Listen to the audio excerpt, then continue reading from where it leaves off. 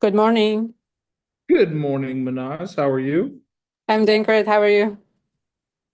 Fantastic. Getting logged in here. Good morning, Serena. Good morning, Mikey. Good morning, Gracie. Good morning, James. Good morning, Julie. Good morning, Joanne. Good morning, Timothy. Happy Monday. Happy January 13th. Oh, dang.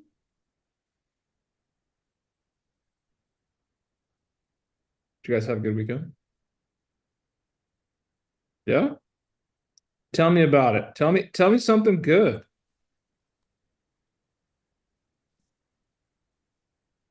I had a good open house. Tell me more. It's a lot of people came in, three agents with buyers, two potential buyers, and then the neighbors, of course. Okay. They went really well. A lot of people were interested. They think the price is right, and so hopefully they'll get an offer. That's awesome. Yep. Love that. What else we got, guys?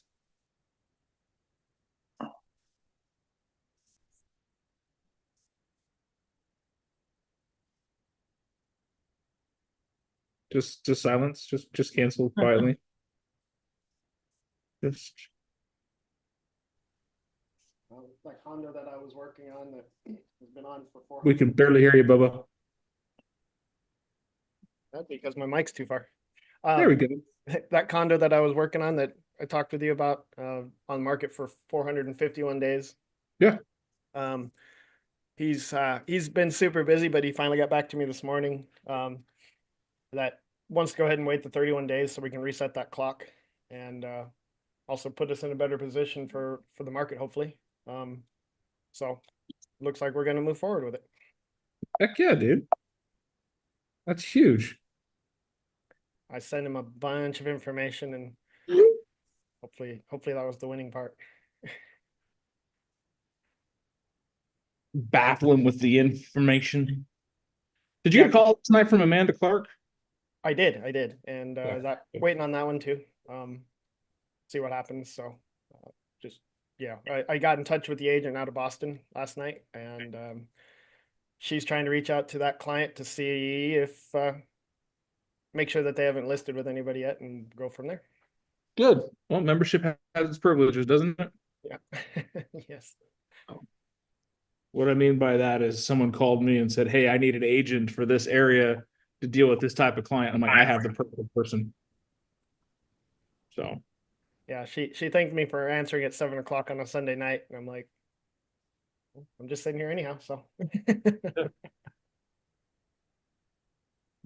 I love it. Okay. So anything else? Any other things you want to celebrate to, win, talk? I'm here for you guys. This is what I want. I want you guys to get comfortable winning. Is that hard to do? yeah, Is that anyone ever been on a team, like a sport team or something like that, that was undefeated? Mm-hmm. Okay, tell me more. How did it work out, Serena? Um, it What was a sport? cheer. It was when I was in high school. I was a cheerleader drill team, and we were like Okay. number one in the state. So it was really nice. Good times. So when you went into competition, what was the overall vibe? Um, that we were number one. I don't know, Yeah. and that we were looked upon as what being one of the best teams in the state. Did that bring extra stress? Yes, But it also did it kind of give you a little bit of superpower? You're yes, like, we're the exactly, best. We're going to show up. We're going to win. There's no doubt about it. exactly. Well, I think that's Yes. what I want you guys to really focus in on is when I say I want you to get used to winning, is that when you're on a winning team, when you're on a, a bus that just won't slow down, a train that just won't stop, an unstoppable team, you kind of walk through life with a chip on your shoulder, with a little bit of a swagger to you. Hmm. We've all seen these movies where it's like the undefeated team goes up against the rival that's rated 0 and 73, and it's supposed to be shut down. It's supposed to be a slam dunk, but then the underdog beats them.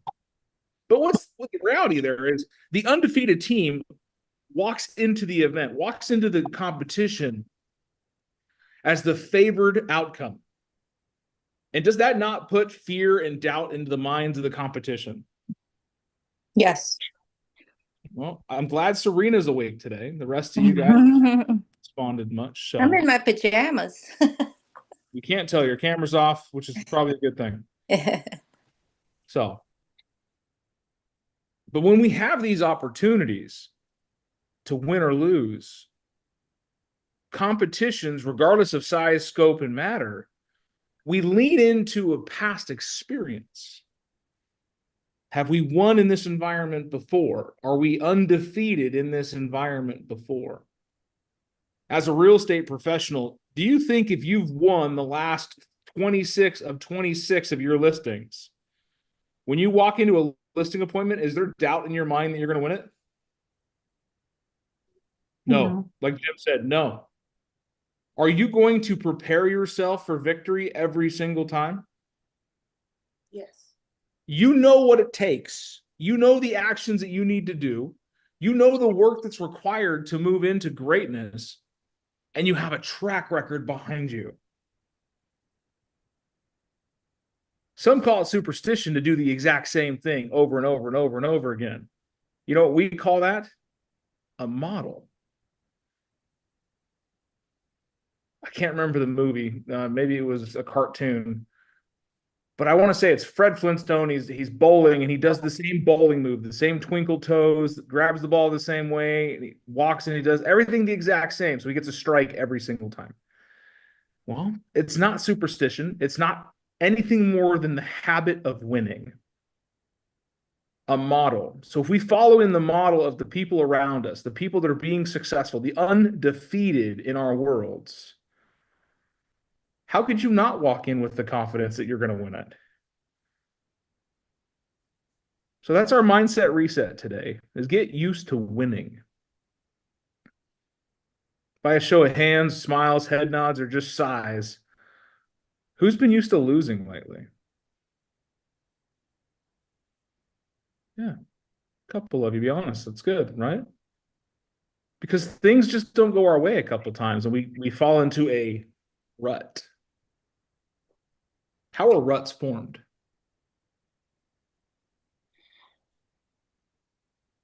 Bad mindset. How are physical ruts formed? Like a rut in the road, rut in the field. Not a Driving over the same thing several times. okay, like Jim said. Julie, what were your thoughts? Get worn in. I was gonna say break in routine. Ruts are formed by a break in routine. Yeah, sometimes like if you like miss one day of like if you miss one workout, that can turn into two. Okay, You're well into three. let's go to this thought again.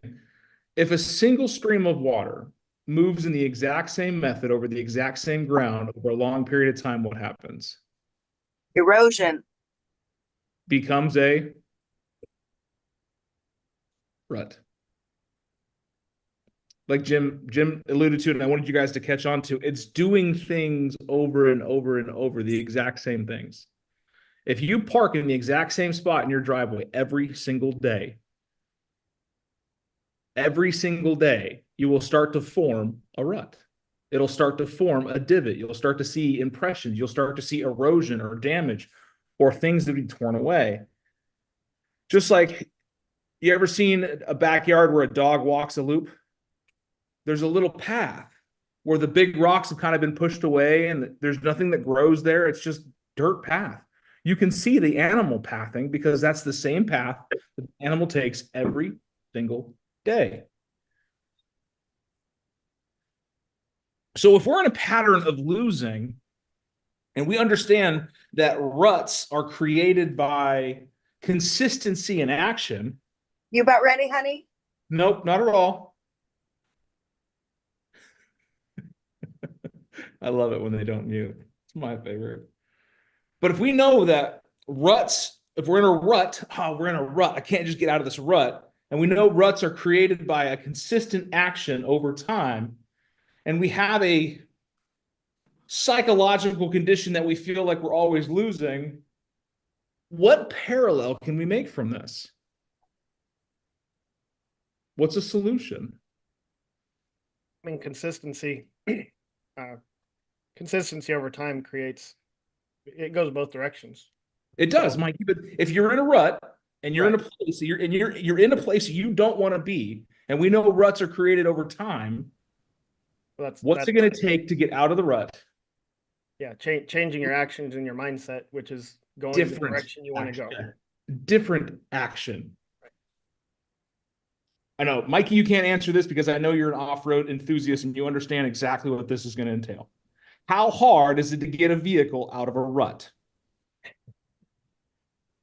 Not hard when you call two people, with big trucks and then some razor comes by and pulls you out. Okay, so Then off of it's that, like, let's go. yeah. Let's go psychological or philosophical on that. It's not very hard when you have others. Mm-hmm.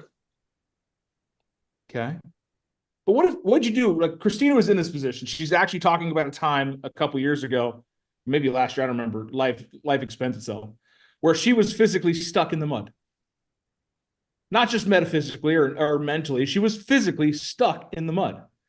And she had tried herself to get unstuck. And how well did that work for you? Oh, quite the opposite of well. It got worse. The more you tried to do things on your own, the more you tried to fix it on your own, the worse it got. Yep. Until you said, you know what? I need help. I'm stuck in the mud. I'm going to call someone I trust to come help me out of the situation. And once you made that call, once you made the decision to get support, get leverage, did you continue to try to unfuck yourself? No.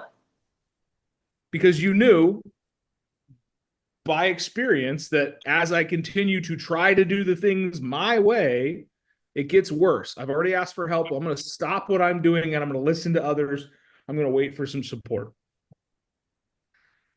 Now, in that moment, she got lucky that someone happened to come by and see her white flag and asked her if she needed some help, pulled her right out. But in life, when we're in a position of losing, we often recluse ourselves. We don't feel like we want to be around others. We don't feel like we want to talk to others. We don't want to involve others in our misery because you know what? We're stuck in the mud and we're gonna get out on our own. Bullshit. I have buried my vehicles in the mud to the point where I'm like, fuck it. I'm going to leave it here. This is where this truck belongs now. It's part of the desert. Until someone much bigger, much stronger, and much more capable than me comes and helps me pull it out. Because I know I can do so many things on my own. I can dig holes and I can add rocks and I can get some twigs and branches and I can do everything possible in my wheelhouse to get there. But isn't it easier with the help of someone else?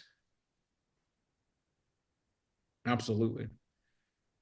So when we're getting ready to win, when we're looking at winning, I want you to think about that. Am I keeping myself away from those around me that will help me become better? Am I continuing to spin my wheels in the mud and unstuck myself and making it worse? Because if we're in a pattern of winning, excellent. Let's keep that energy going. Let's replicate. Let's do our tweakly toes, bowling dance, whatever we need to do, and keep the routine the same because we know it's a winning routine.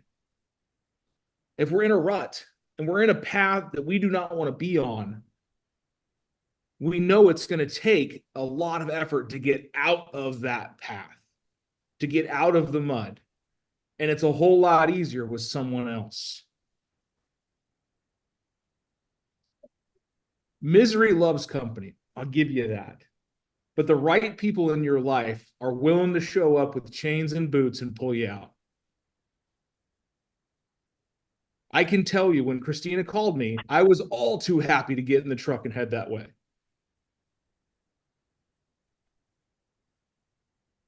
I had everything I needed ready. Like I was waiting in my truck right this minute is still the tow rope that I had in the truck to pull Christina out. I just left it in there. Just in case someone else, another one of my friends, needed my help. There are people in your life today, myself included, that have the resources that you need to get out of a rut. They have the resources, the means, the capability, the understanding, the track record to know you're stuck in the mud. You don't have to stay there. But if you find yourself off path, if you find yourself off the beaten road, and you start to encounter some mud, some of us, like Christina, think, I'm just going to power through it. After all, I got this beefy F-150. What can go wrong? Well, I would advise you to take a step back. There's a reason there's mud there. There's a reason the path hasn't been traveled before. Go back to where you started. Because if where you're going has been gone before, there is already a road in place. If you're trying to find somewhere new, make sure you go with others and support. Yeah, I know I'm speaking a lot of metaphor today, but I want you to really understand that when we are going to embody the undefeated, the unshakable, you will not do it alone. Dan, can I add something to that? Please. Another element of that I think is applicable here as well is that when I was stuck, it just felt like I was so bogged down, and it was like really, it was going to be near impossible to get out. I was like over dramatizing everything. And then the solution from other people, when they came and helped me, it was so much easier. And I think that's applicable to everything else that we're talking about, is sometimes we don't see the way when we're down in the mess of it. You know what I mean? And then it takes someone else and the help that we call for and those on our teams to bring a fresh perspective or some other solution that we weren't capable of seeing at the time. A different vantage point. Some of you know I drive a big lifted F-250. By that in itself, you could tell that my truck was probably larger than the one Christina had at the time.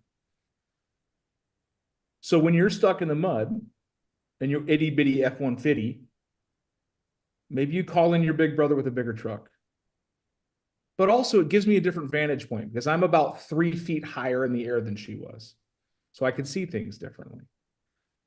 Maybe I'm coming at it from a different point of view. Maybe I'm coming in from a different side road, and I can see where the mud is, but I can also see where there's a clear road around it. How often have we got ourselves in trouble because we thought we knew the best course of action and didn't see the whole picture? Right? I trust my GPS almost without doubt. Because I put in the address where I need to go, I hit go, and I start driving. If it tells me to take a right turn or a left turn or stop or take a U-turn, I don't question it. I just go. Why is that?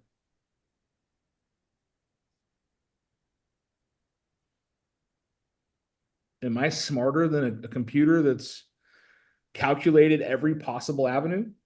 30,000. The best course of action? Right? Like Mike said, it's got an overview. I was driving to Phoenix this morning. You guys can tell I'm not in my office. You can tell when I'm in a different space. But driving to Phoenix this morning, it's a 2-hour drive. So I leave my house. I know exactly what time I need to leave to get exactly here on time. But on the way, is everything going to be perfect? No. Some idiot in a red sedan is going to smash into the back of a gray SUV and stop traffic right before the 60. No, this is not a metaphor. This is exactly what happened. Leave it to Phoenix traffic on a Monday morning to have a car accident. I hope everyone is fine. However, in that moment, traffic stopped. Ruts were forming in people's days. Instantly. Oh man, I'm going to be late. Not me, because my GPS said, hey, you probably should leave a little earlier. There might be traffic. So even though we don't know the path ahead is going to be clear or not, can we not make adjustments to give us some extra running room? right? We have the best resources. We have the best technology. We have the best guides and models and systems available to help us out. And if we don't follow them, shame on you. But you can still build in some extra buffer for yourself. If your math model for your economic model says, I need to sell 30 houses this year, and to sell 30 houses, I have to have 15 real estate conversations per day. Build in the buffer, make it 20. You never know what's going to happen. If you have no plan, no understanding, no GPS of where you want to go, how are you going to get there? You don't even have an idea of who to ask because you don't know where you're going.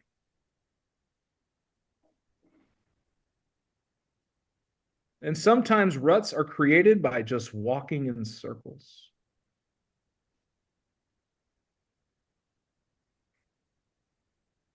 I don't know about you, but I have definitely created some circles with my vehicles before.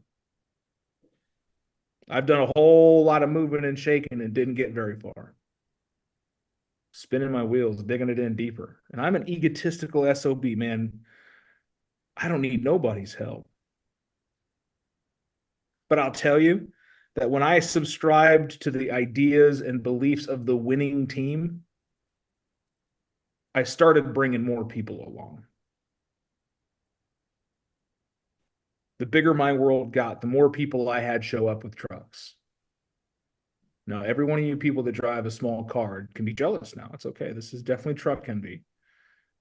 Or big lifted vans. That's okay. You can have a big lifted van. I drive a Toyota Sienna and it's 4-wheel drive. Yeah, we don't want to talk about Colorado right now. Okay, you guys are a different breed of crazy. You have all-wheel drive motorcycles out there. It's crazy. I know. Everything is 4-wheel drive. I saw a 4-wheel drive unicycle the other day in Colorado. If you guys aren't picking up on these jokes, you're missing. This is gold. But regardless of where you want to go in life, regardless of what you want to do, what your goals, your hopes, your aspirations, your dreams, your vision of success, if you're going to adopt the winning mindset, you need to adopt the who, not how. Because when you're in a rut and you're in a position where you feel like you're losing, stop doing the shit you're doing every day because it's not working. What is the definition of insanity? Doing the same shit, expecting a different result. If every morning I wake up and I make myself eggs, every morning I crack 4 eggs and I put them on the stove every morning. But one of these days, a steak is just going to pop out of one of those eggs. I'm an idiot. I'm insane. It may sound stupid, but some of us wake up every single day and we crack open a computer and stare at it and don't do anything with it. We get a lead, we get an opportunity, we got a database that we don't farm and we don't work on, and we expect real estate to show up.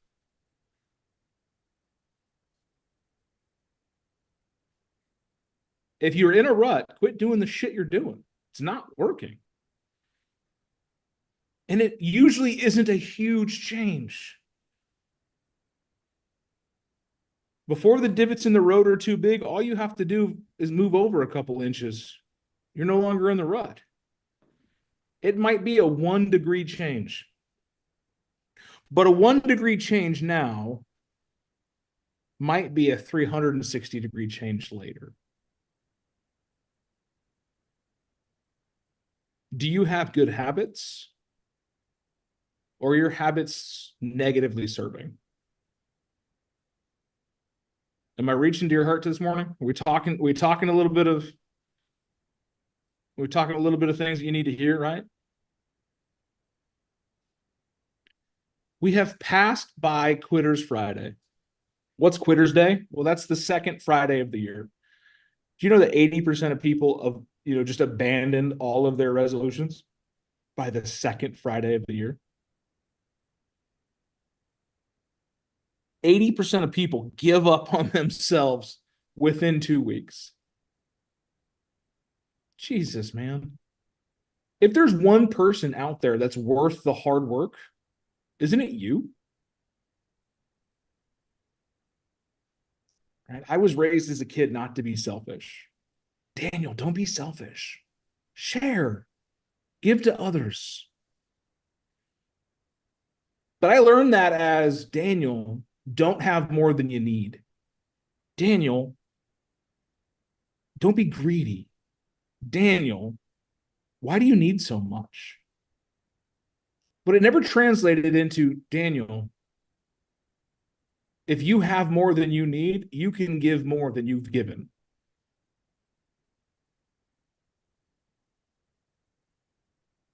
Think about it that way. Sometimes the ruts that we're dealing through are the ways that we were raised. You're going to have to shake loose a little bit of this mud. You're going to have to start taking different steps. You might even just have to look at things differently. And the best way to change your vantage point is with a different set of eyes. So who in your life do you have that's going to give you a different perspective?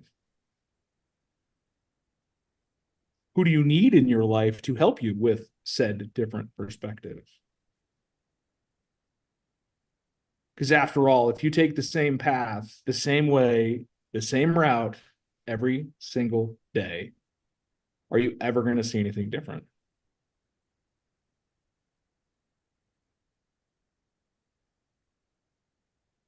So, what are some things you heard today that touched your heart?